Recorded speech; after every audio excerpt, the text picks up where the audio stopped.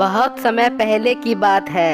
एक गांव में रमेश नाम का एक बहुत गरीब आदमी रहता था। वह अपनी पत्नी के साथ किराए के घर में रहता था। उसके पास कोई भी काम करने के लिए नहीं था। एक दिन रमेश की पत्नी कमला उसके पास आई और बोली, अरे सुनो जी, घर का सारा राशन खत्म हो चुका है और आप कोई काम भी नहीं करते हो।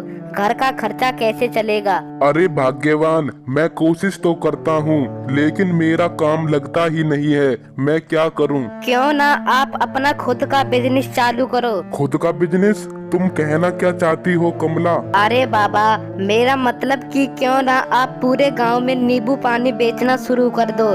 और वैसे भी गर्मी भी बहुत पड़ रही है, आपका नींबू पानी का धंधा अच्छा चलेगा। तुम सही कह रही हो कमला, अब से मैं पूरे गांव में नींबू पानी ही बेचूंगा। फिर रमेश अगले ही दिन पूरे गांव में नींबू पानी बेचना शुरू कर देता है। रमेश सुबह से शाम तक नींबू पानी बेचता और शाम होते ही अपने घर आ जाता।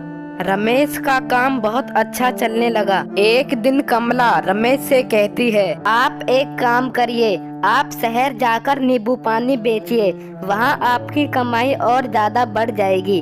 फिर हम ये किराए का घर छोड़कर अपना खुद का घर ले लेंगे। तभी कुछ ही देर में रमेश का एक दोस्त मदन उसके घर आया और रमेश से बोला, अरे रमेश, तुझे पता है आज से बाजार में नींबू के दाम बढ़ने वाले हैं।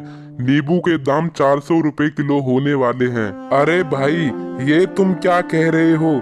400 रुपए किलो नींबू? इतने महंगे नींबू तो मैं नहीं खरीद पाऊंगा। अब मैं सस्ते दामों में नींबू कैसे बेचूंगा? ऐसे तो मेरा काम बंद हो जाएगा। रमेश ने ये सारी बातें अपनी पत्नी कमला को बताई। आप चिंता मत करो जी, कोई ना कोई रास्ता निकल ही आएगा। अभी हमारे पास आज और कल के लिए नींबू बचे हुए हैं, आप इनको बेचिए। उसके बाद रमेश नींबू बेचने के लिए निकल गया।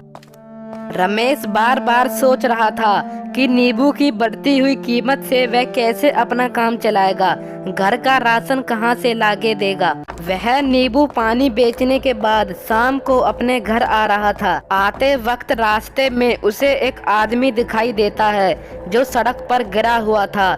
उसके माथे से खून बह रहा था। रमेश उस आदमी को उठाकर अस्पताल ले जाता है।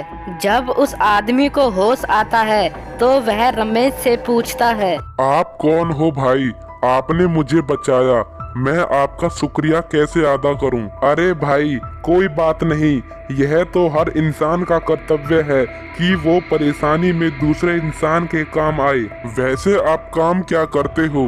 जी, मैं नींबू पानी बेचता हूँ, पर मुझे नहीं लगता कि अब मैं नींबू पानी बेच पाऊंगा, क्योंकि बाजार में नींबू के दाम बहुत बढ़ गए हैं और मैं इतने महंगे नींबू नहीं खरीद पाऊंगा। अरे तुम चिंता मत करो, मैं एक किसान हूँ और मैं नींबू की खेती करता हूँ। मैं तुम्हें बाजार के दामों से बहुत सस्ते दामों में नींबू दूंगा।